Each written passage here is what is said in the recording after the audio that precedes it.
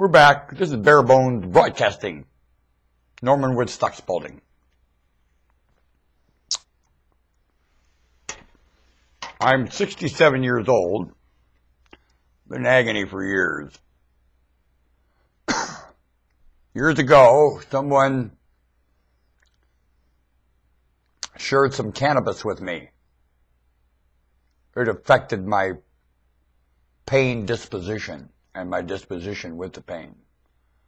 And I felt better. I didn't remember the pain as much. I've used it off and on for years this way since I was 30 years old. And not until. I don't know if it would have helped me before that or not. I went through a lot of agony in my disposition because of the fact that I did have pain at all, and it made it all the worse. They told me when I was young that when I was old I was going to suffer. I'm suffering. My back, I've fallen and broke my hip, but my club foot just nails me. And I suffer. I ache. I'm a mess. I think from their procedure as much as the ailment itself. And I ache, and I struggle, and you know when you're in pain, it makes you grouchy. My back is a mess. I ache. My back looks like scoliosis looks like I don't know, like a racetrack. And believe me, they don't go from point to point. That's not a quarter mile track, no. You know, some people have their back pushed that direction. I wonder, oh my God, that ain't what it's supposed to do. You're supposed to work around and keep yourself buoyant. And this one don't. It goes, and it's all deformed and a mess. Deformed that way. It's going to do that all of its days. And I ain't going to get out of it. And I ain't going to have it operated on. And I ain't going to have it frozen. And I ain't going to run away from the pain with every surgical process I get my hands on. No, I ain't. I've sure seen people do that and it didn't work. I'm going to suffer with it. And I do exercise and I do a few things and so what? And I live. And I use this cannabis. And the state allows me and says, you know, I ain't telling you it's illegal. I'm just telling you we ain't going to prosecute you, dork. Well, I ain't a dork. Even though they don't, and the state doesn't treat me one. I shouldn't have said that. The state doesn't say that to me. I'll tell you who treats me, the dork. I am not in a position to grow mine because I don't have the facilities where humans or feel comfortable with that. So I don't. So, I'm sorry, I just haven't found it yet. As soon as I do, I'll grow my own. I don't need anybody. But frankly, fun to grow Mary Jane. It really is. It's fun to grow this plant. It's fun to grow any plant. Only this plant is extremely hardy and responds to tender loving care. Not a lot of time. It's just your disposition about the plant. Responds to that. Very much disposition. Response. Not so much how much time. Oh, we got to put time. No, you don't. No. You don't overtime your episode with any plant. You leave botany alone. It enjoys itself like a cat. Leave it alone. It shares life with you. It doesn't want you mothering it. No, botany doesn't any more than a cat does. My issue is that the disposition of the people that are doing this so-called dispensaries, they see themselves drug dealers, not domestic providing humans. And oftentimes their disposition is extremely positioned between them and the human beings they're providing for. They like to see themselves in the position of a drug dealer, the advantage. And they do see themselves that way. Not to like to, they do. I cannot get away from the disposition of the same.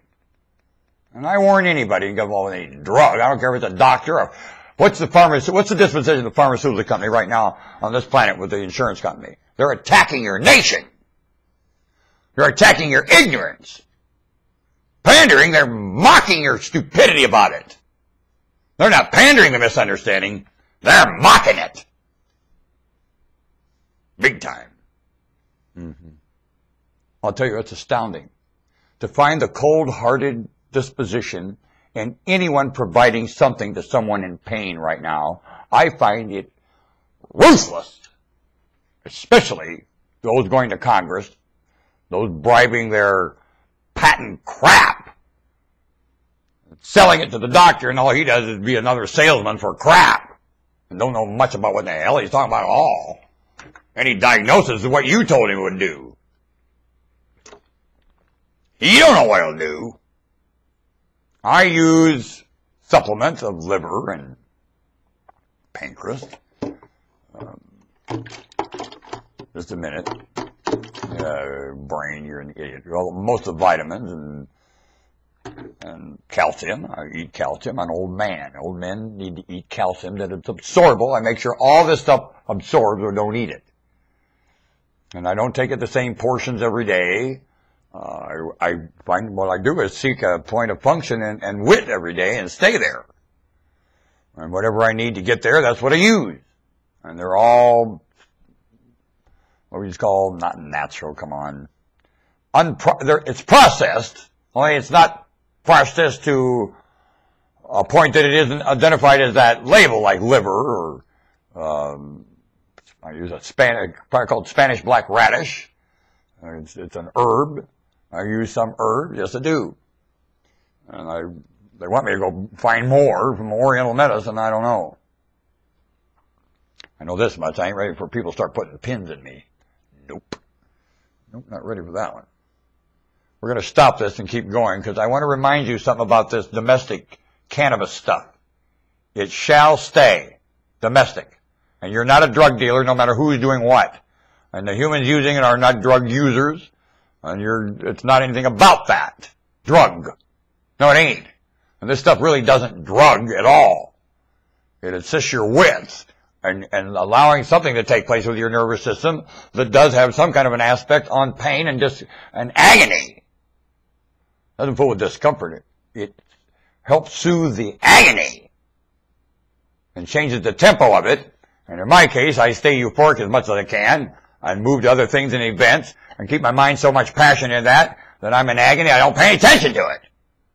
I have a passion for so many other things, I just carry it like like a toothache. But no way, it doesn't go away. Doesn't go away. I will return.